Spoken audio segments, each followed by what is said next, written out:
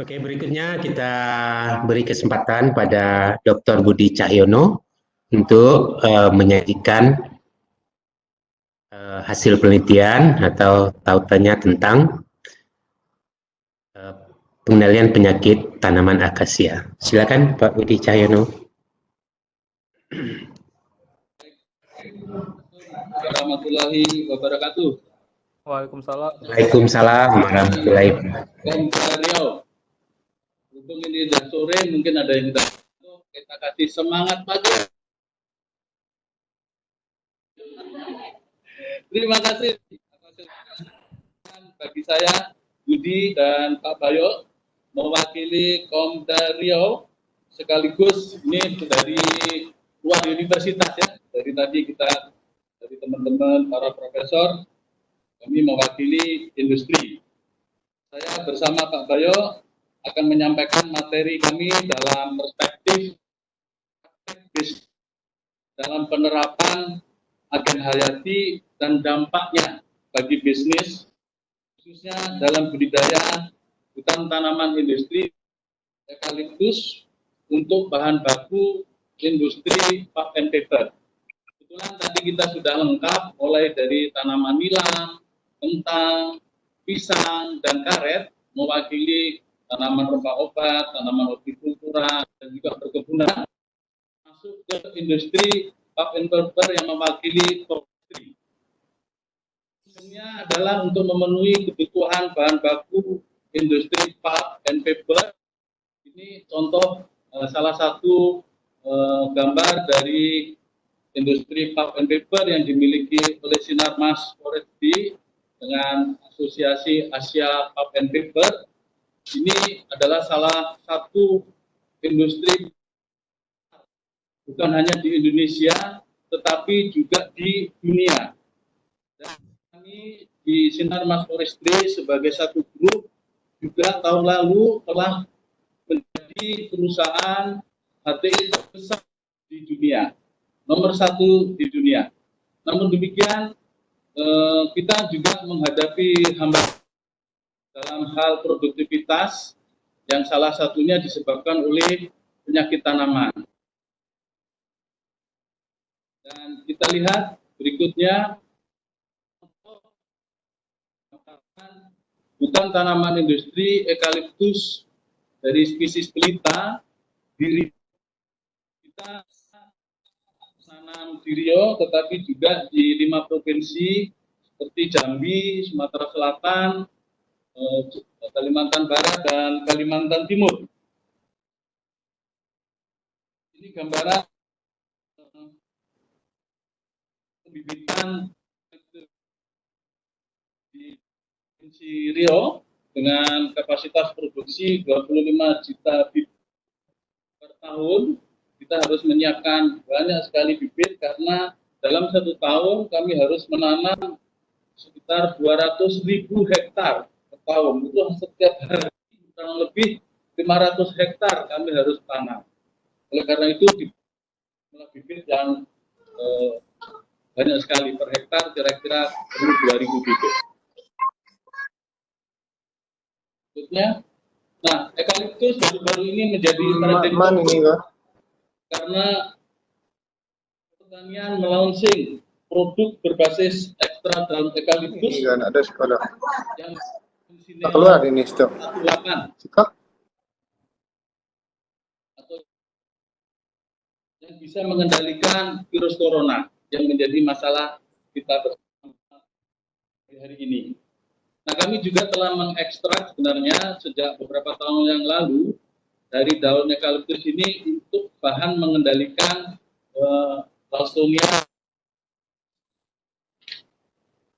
Nah, sebelum saya lanjutkan, izinkan saya memperkenalkan, terima kasih kepada saya di Plant Protection R&D di Riau, Jambi, dan Sumatera Selatan yang jumlahnya ada 26 orang.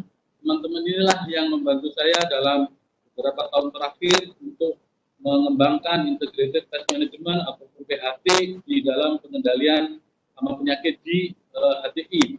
Tapi hari ini kita akan lebih fokus dalam pengembangan dan penelitian juga produksi hayati. Selain nanti kita singgung aspek lainnya jika cukup waktu. Ini adalah penyakit penting pada eukaliptus baik di nursery maupun di plantation. Mulai dari layu bakteri pada eukaliptus, Stratocystis yang menyebabkan busuk batang, kemudian hawar daun oleh Pseudohydrangea maupun fluan balaria. Balaria ini jarang ya kita dengar di Indonesia, tetapi baru-baru ini menjadi penyakit penting di pembibitan nursery kita. Ada penyakit itu dan juga penyakit meranggas. Nah, ini penyakit meranggas yang telah menghancurkan turun utama kita yang dulu pernah mendapatkan perlindungan varietas tanaman dan terdaftar sebagai nomor 1 dalam mendapatkan PVT sejak undang-undang PVT di baik. Lanjut, busuk mungkin. Ya. Nah, ini adalah masalah kita, tantangan kita,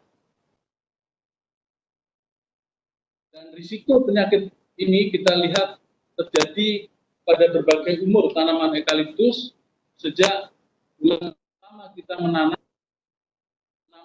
60 bulan setelah tanam, yaitu waktu kita panen umur 60 atau sekitar 5 tahun, mulai penyakit busuk akar misalnya itu mulai menyerang sejak umur 1 tahun dan makin berat di akhir daun. Nampak dari warna hijau, kuning menjadi merah, itu semacam traffic light masalah penyakit kita.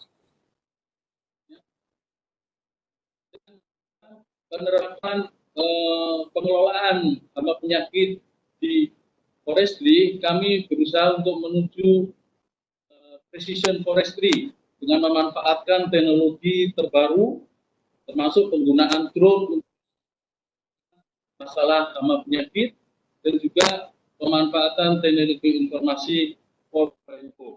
Ini contoh bagaimana kita mengamati, membandingkan observasi udara melalui drone dengan observasi lapangan. Memang apa yang bisa kita dapatkan dengan observasi langsung, tapi dengan drone kita bisa menghemat banyak sekali tenaga kerja di lapangan. Berikutnya.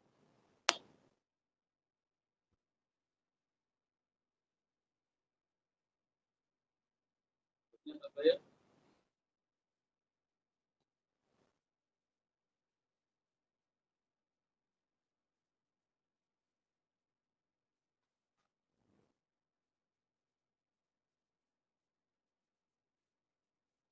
Teknis. Nah, ini adalah framework dalam kita bekerja untuk mengendalikan hama penyakit, mulai dari subsistem pencegahan, subsistem monitoring, dan Hari ini kita lebih fokus kepada sistem pengendalian dengan komponen pengendalian hayati. Meskipun kita juga melakukan penelitian dan di semua aspek PHT, namun akan yang lain. Nah, ini adalah contoh produk pengendalian hayati yang sudah kami teliti selama belasan tahun, mulai dari sejak isolasi, seleksi, pengujian di lab, pengujian di lapangan, sampai produksi massal, dan juga implementasi di lapangan, beserta evaluasi dampak ekonominya dalam hal bisnisnya. Sebagai contoh, cendawan endofit dengan bahan aktif untuk biogladium yang endofit, kita sudah produksi per tahun sekitar 5 ton atau 5.000 kilo dan mampu menimbulkan pengendalian dan menurunkan 9-25%. Sedangkan produk yang Serena dan Plebbiopsis ini mungkin satu-satunya di Indonesia.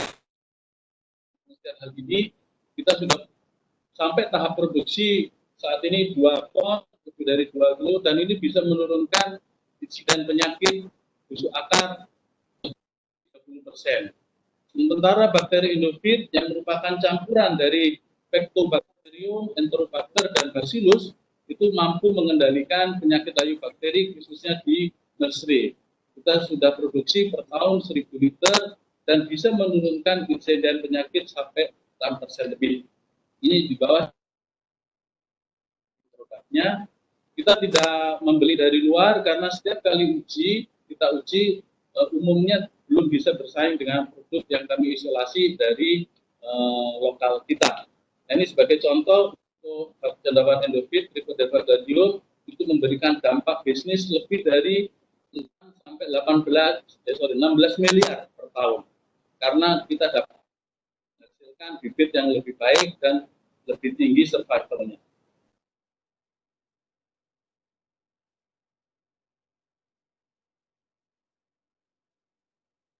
Bagaimana kita memperkaya kos kita dalam mengelola limbah dari pabrik pulp and paper, kita perkaya dengan trichoderma dan cladium, dan kita sudah produksi lebih dari 400 ton untuk keperluan di lapangan.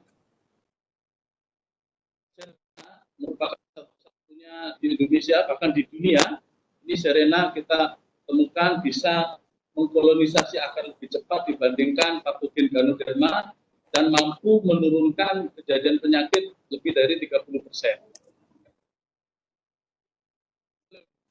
Yang merupakan kolaborasi ABG mission yang diwakili University of Tasmania, bisnis diwakili oleh HTI kita, PT Arara Abadi Sinuarmas, dan juga mewakili Litbang Kehutanan, itu juga menemukan bahan aktif lebiosis yang dapat kita manfaatkan untuk pengendalian hayati penyakit busuk akar. Yang merupakan campuran Enterobacter, Pectobacter, dan Bacillus subtilis itu dapat mengendalikan Ralstonia dan menurunkan dari penyakit dan menyelamatkan lebih dari 1 juta bibit dengan dampak ekonomi lebih dari 900 juta per tahun. Adalah ekstrak dari eucalyptus, ini bisa menurunkan populasi bakteri Ralstonia di media pembibit dan memberikan dampak bisnis 418 juta per tahun. Ini dapat dari mana? Dari penggunaan bakterisida yang komersial. Dan secara kualitatif kita bisa memperbaiki sistem PHT kita yang ramah lingkungan, dan ini penting di dalam mendapatkan sertifikasi dari FSC atau Forest Stewardship Council, dan juga lembaga sertifikasi lain termasuk Ecolabel Indonesia. Yang terakhir, ini kita juga bekerja dengan microvirus, bekerja dengan bersama Diali dan teman-teman dari UNS yang telah bersama untuk mendapatkan jenis baru agen hayati, mungkin satu-satunya di Indonesia, kita mengembangkan microvirus dan mendapatkan isolat-isolat hipovirulen yang bisa menjadi pesaing patogen yang virulen. Ini sudah kita cek dan secara molekuler juga kita bisa buktikan adanya RNA yang bukan dari cendawan ya, tetapi berasal dari virus. Cendawan itu sudah terinfeksi oleh virus dan memang ada pelemahan di hipovirulen yang ini nanti bisa menjadi pesaing atau menurunkan juga virulensi dari yang ada di nursery maupun di lapangan. Inilah beberapa contoh dalam pengendalian hayati yang bisa kami sampaikan dalam waktu hanya 12 menit. Itu masih banyak kekurangan. Mohon kerjasama, saran, pendapat dari ideannya mana? Karena kami tidak akan pernah berhenti melawan Terima kasih Bapak Ibu sekalian. Assalamualaikum warahmatullahi wabarakatuh. Baik, terima kasih kepada Dr. Budi telah menyampaikan materi presentasinya.